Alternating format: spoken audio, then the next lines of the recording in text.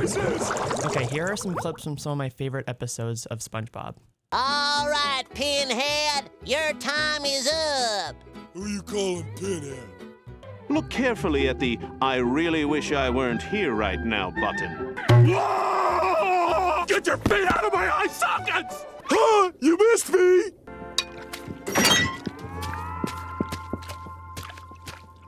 Thank you, Chip. That's his eager face. So looking at each of these episodes as a whole, they're all pretty normal. They have an easy story, a simple plot. They're all what you expect from SpongeBob. So then here are some more clips specifically from season 1. Gary! Future!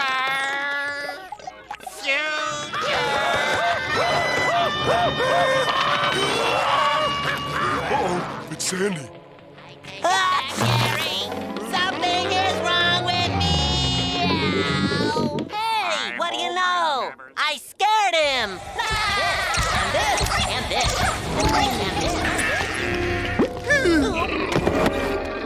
Now those felt different, right?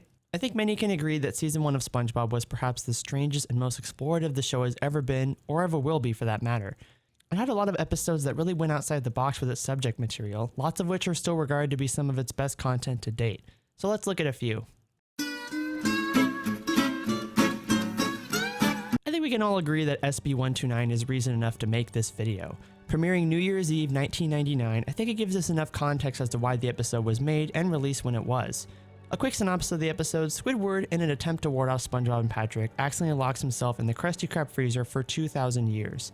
The rest of the episode sees him go to the future, to the past, then to nowhere, and then back home again. Although SpongeBob the show feels so unique to me still, this episode always felt like a fever dream, like the episode doesn't exist, but it does. Now, like I said before, this came out New Year's Eve 1999. This was right before Y2K and the fear of global technological collapse. I can't help but think the writers wanted to make something hopeful, maybe? There's certainly a reason for sending Squidward 2,000 years into the future, since it was about to be the year 2000.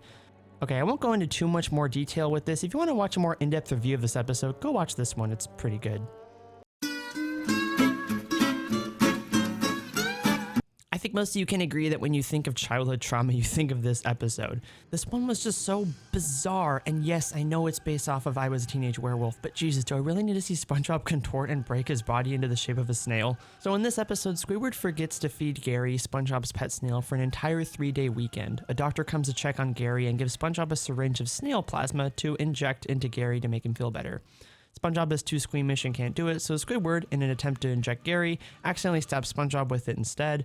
Then shortly after, SpongeBob turns into a snail, then Squidward does the same thing, and by the end of the episode, all are stuck being snails. So yeah, this episode starts off pretty normal, but like I said, it takes some really bizarre turns into pure absurdism, which despite that being a staple in the show, maybe goes a bit too much. I gotta be honest, I had a really hard time picking a third and final episode to talk about. Looking back at this season, I forgot just how many of these episodes are just so utterly bonkers and weird. So without talking about each episode, which would make this video hours in length, let's wrap up with this one. This episode always made me feel uncomfortable as a kid. Really all 3 of these episodes did, but this one really showed Mr. Krabs in rare form, having a psychotic break for the first time. I always thought how genius this plot was until I got through grade school and read a little known book called Telltale Heart and realized that my whole childhood was a lie and nothing SpongeBob had done here was original. But all jokes aside, this episode gets freaking crazy with the squeaking. I honestly think I suffer from the trauma of that noise too, considering just how obnoxious it is. and this, and this.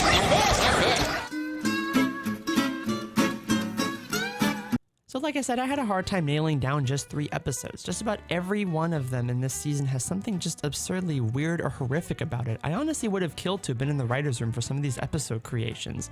Like, think about it. What cartoon has an existential crisis episode, a Telltale Heart episode, and an I Was a Teenage Werewolf episode all in one season? There really is something magical about this first season of SpongeBob. It's the only season of the show to be hand-drawn and cel-animated, so you get these beautiful drawings, the landscapes, and more unique-looking animation sequences. You also get these fantastic practical shaking sequences, which from season 2 onward had to be done digitally, and it's arguably not as good.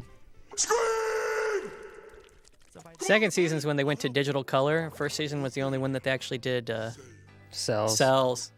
Once they go to digital color, you can't do real camera shakes anymore.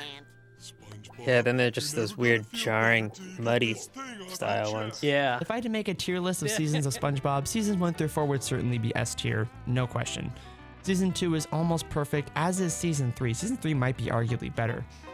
But Season 1 is and always will stand out, not just as the first, but the weirdest season of SpongeBob ever.